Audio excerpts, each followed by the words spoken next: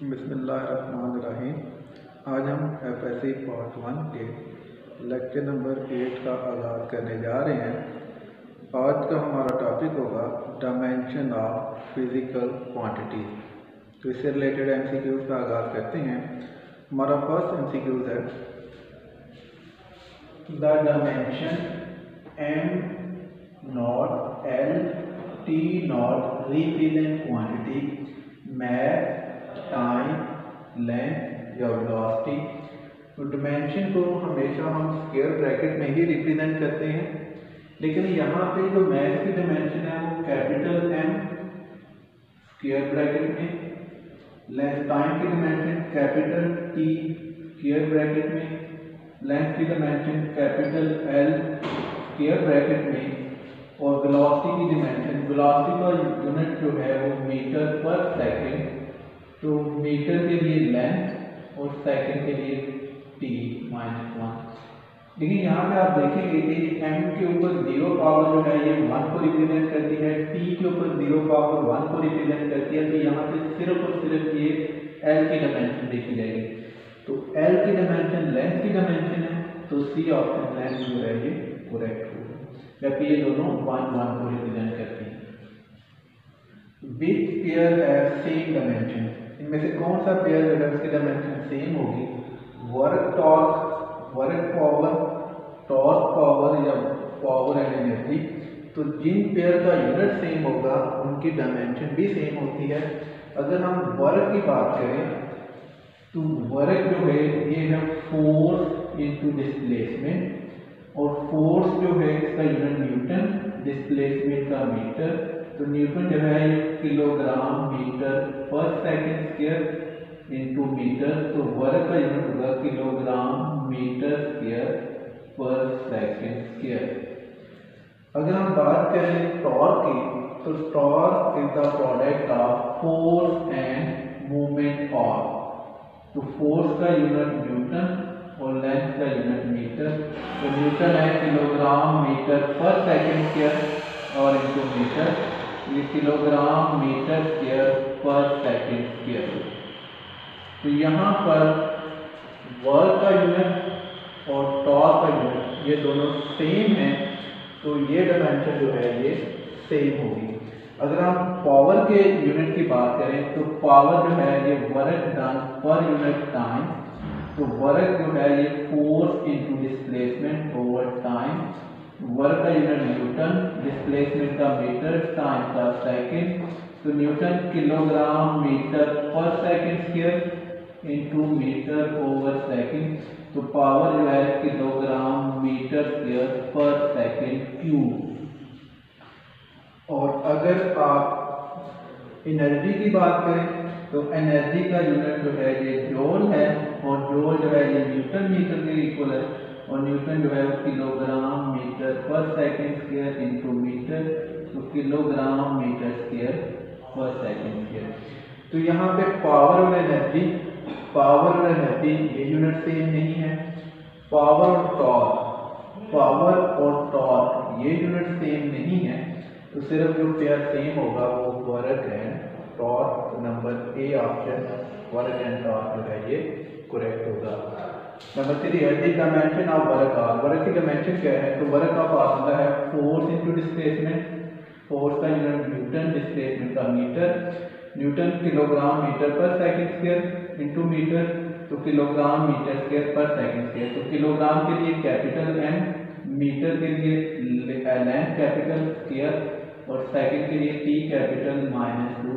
तो M L square T -2। तो M L square T -2 number D option जो है ये करेक्ट होगा। नंबर 4 है the dimension formula for the quantity of light year. Light year असल में वो डिस्टेंस है जो लाइट ट्रैवल करती है इन 1 ईयर। क्योंकि ये डिस्टेंस को रिप्रेजेंट करता है तो डिस्टेंस का यूनिट मीटर है, और मीटर की डायमेंशन जो है वो कैपिटल L से रिप्रेजेंट करते हैं। तो number D option capital L जो है ये करेक्ट होगा। नंबर 5 है the dimension ML square T minus square belong to. ये डायमेंशन किसको बिलोंग करती है? प्रेशर को, मोमेंटम को, पावर को या हीट एनर्जी को।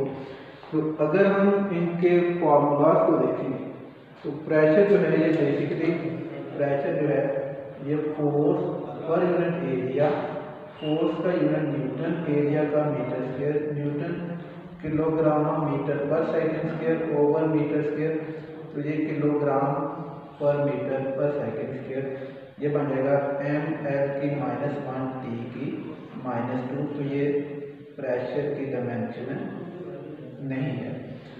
अगर आप मोमेंटम को देखें तो मोमेंटम जो है ये डॉट प्रोडक्ट है। Momentum is the dot product of mass and velocity. तो मास का यूनिट किलोग्राम, वेलोसिटी का मीटर पर सेकंड। तो किलोग्राम के लिए कैपिटल एम, मीटर के लिए कैपिटल एल, टाइम के लिए कैपिटल टी। तो ये मोमेंटम का यूनिट भी नहीं बनता। अगर हम पावर को देखें तो पावर जो है ये work done per unit time. तो वर्क का यूनिट जो है वो जूल है, टाइम का सेकंड। जूल जो है ये न्यूटन मीटर के इक्वल है, टाइम का सेकंड। न्यूटन जो है ये किलोग्राम मीटर पर second square into metre over second. तो ये किलोग्राम मीटर स्क्वायर पर सेकंड की क्यूब ml स्क्वायर t की -3। तो ये पावर की डायमेंशन भी नहीं है। तो आखिर में हीट एनर्जी कोई भी एनर्जी हो तो एनर्जी का जो यूनिट होता है, एनर्जी का यूनिट वो जूल होता है। जूल न्यूटन मीटर के इक्वल है। न्यूटन किलोग्राम मीटर पर सेकंड स्क्वायर इनटू मीटर। तो किलोग्राम मीटर स्क्वायर पर सेकंड स्क्वायर। किलोग्राम के लिए कैपिटल है, मीटर के लिए कैपिटल है, टाइम के लिए कैपिटल टी। तो ये असल में ml square T minus square energy का यूनिट था। हीट एनर्जी भी आपने जो है ये करेक्ट होगा। Dimension of density are. अब डेंसिटी का फॉर्मूला जो है, डेंसिटी है मास पर यूनिट वॉल्यूम। मास का यूनिट किलोग्राम, वॉल्यूम का मीटर क्यूब। तो किलोग्राम पर मीटर क्यूब। किलोग्राम के लिए कैपिटल है, मीटर के लिए कैपिटल है। तो ml की -क्यूब। तो नंबर सी ऑप्शन ml की -क्यूब। m की 0, l की 0, t की -1 रिप्रेजेंट क्वांटिटी। ये इन क्वांटिटी को रिप्रेजेंट करती हैं। Number 1 velocity. तो वेलोसिटी का यूनिट मीटर पर सेकंड और इसकी डायमेंशन l t की -1। टाइम पीरियड का यूनिट, टाइम पीरियड सेकंड है तो ये t होगा। फ्रीक्वेंसी जो है ये रेसिप्रोकल होती है टाइम पीरियड, तो इसका डायमेंशन t की -1। और फोर्स जो है ये किलोग्राम मीटर पर सेकंड स्क्वायर ml t की -1। तो m की 0 1, l की 0 1, तो t की -1। तो सिर्फ t की -1, t की -1 फ्रीक्वेंसी को रिप्रेजेंट करता है। तो नंबर सी आपका फ्रीक्वेंसी जो है ये करेक्ट होगा। नेक्स्ट हमारे पास नंबर 8 है डायमेंशन ऑफ टॉर्क पावर।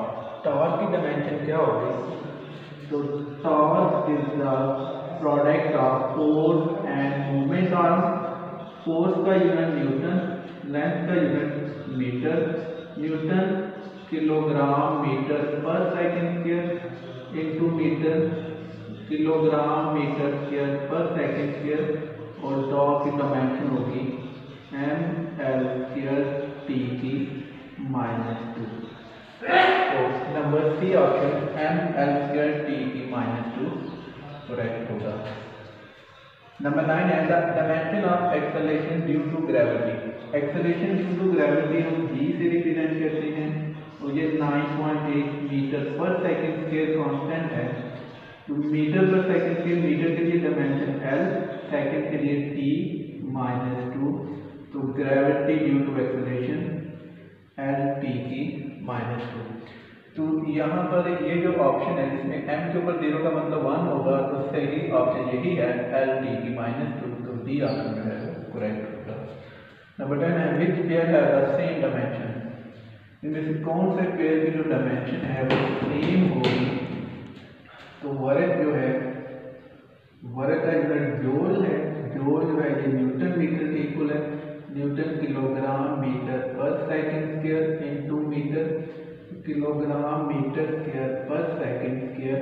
तो वर्क की डायमेंशन होगी ml स्क्वायर t की -2। पावर की डायमेंशन है power is equal to work done per unit time. और वर्क का यूनिट है किलोग्राम मीटर स्क्वायर पर सेकंड स्क्वायर, टाइम का सेकंड।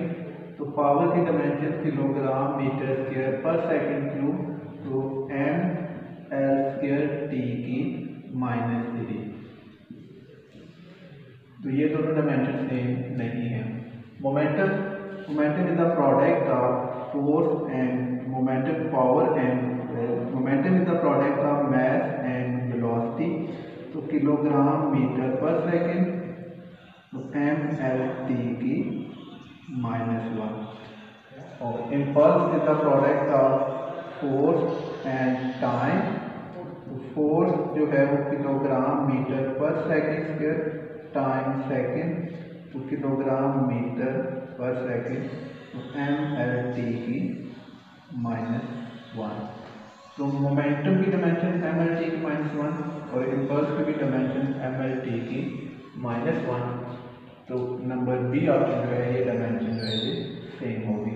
जबकि आप चेक करेंगे कि फोर्स का जो यूनिट है वो kilogram metre per second square है और टॉर्क की जो डायमेंशन है ये किलोग्राम मीटर पर सेकेंड, ये फोर्स इंटू मूवमेंट आ रहा है। इसी तरह टॉर्क और पावर की डायमेंशन जो है ये भी यूनिट भी सेम नहीं है, डायमेंशन भी सेम नहीं होगी। तो बी ऑप्शन जो है मोमेंटम और इम्पल्स इसकी यूनिट भी सेम है तो डायमेंशन भी सेम होगी। नंबर 11 है dimension L/G same as that है। अगर हम L/G अंडर रूट की डायमेंशन निकालें तो ये किसके सेम होगी? तो L/G अंडर रूट लेंथ का यूनिट मीटर, ग्रेविटी का metre per second square, metre cancel, ये माइनस पावर है ऊपर जाकर प्लस हो जाएगी, स्क्वायर का अंडर रूट से कैंसिल, तो सेकेंड जो है ये टाइम को रिप्रेजेंट करती है। तो नंबर ए ऑप्शन ये टाइम का यूनिट होगा। नंबर 12 है dimension of relation force into length divide by m is same as. अगर आप इस रिलेशन की डायमेंशन निकालें force into length divide by mass, तो फोर्स जो है ये kilogram metre per second square, length का मीटर और मास का किलोग्राम से कैंसिल, मीटर और मीटर का स्क्वायर पर सेकेंड स्क्वायर, अंडर रूट से कैंसिल, तो मीटर पर सेकेंड, और ये वेलोसिटी का यूनिट मीटर पर सेकेंड होता है। तो डी ऑप्शन वेलोसिटी करेक्ट होगा। The dimension of coefficient of viscosity. तो स्टोक्स थ्योरम के मुताबिक F is equal to 6 pi eta R V. तो यहाँ से आप कोएफिशिएंट ऑफ विस्कोसिटी ईटा को अलग करें तो F divide by 6 pi R V, क्योंकि 6 पाई कांस्टेंट है तो उसकी डायमेंशन नहीं होगी, तो डायमेंशन फोर्स की होगी, रेडियस की होगी, वेलोसिटी की होगी। फोर्स का यूनिट न्यूटन है, newton kilogram metre per second square, radius distance है तो डिस्टेंस मीटर, और वेलोसिटी मीटर पर सेकेंड। यहाँ से मीटर कैंसिल हो जाएगा तो किलोग्राम, ये माइनस पावर ऊपर प्लस होगी तो -2 में से 1 निकाल दो, तो ये प्लस का मीटर ऊपर जाकर माइनस और ये सेकेंड का भी एक माइनस, तो m L की -1 T की -1। तो number A option m L की -1 T की -1। विच कांस्टेंट इज नॉन डायमेंशन। इनमें से कौन सा कांस्टेंट जो है वो डायमेंशन नहीं है? G इसका यूनिट है मीटर पर सेकेंड स्क्वायर, इसकी भी डायमेंशन है कैपिटल G जो न्यूटन के लॉ ऑफ ग्रेविटेशन से F is equal to G m1 m2 over d square, यहाँ पे इसकी भी डायमेंशन है।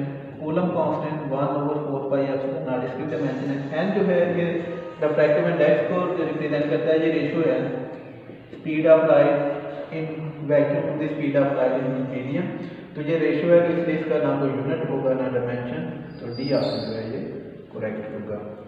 नंबर लास्ट पे है 15 the use of dimension analysis. हम डायमेंशनल एनालिसिस को किस पर्पस के लिए यूज करते हैं? Check the correctness of formula, deriving a formula both या नन। तो using the method of dimensional analysis, dimensional analysis की मदद से हम फार्मूले की करेक्टनेस को भी चेक कर सकते हैं। उसके लिए हम दोनों साइड की डायमेंशन को चेक करेंगे, अगर दोनों साइड की डायमेंशन सेम है तो वो फार्मूला करेक्ट होगा, और इसकी मदद से हम कोई फार्मूला जो है वो भी डिराइव कर सकते हैं। तो ये दोनों इसके यूजेस में इस्तेमाल होते हैं। इसकी मदद से हम फार्मूले की करेक्टनेस को भी चेक कर सकते हैं और एक फार्मूला जो है वो डिराइव भी कर सकते हैं। तो दोनों option both of the, number 3 option both of the correct होगा। इसके साथ ही हमारे आज के लेक्चर का इख्तिताम होता है। कल इंशाल्लाह एक नए लेक्चर के साथ हाजिर होंगे। अल्लाह।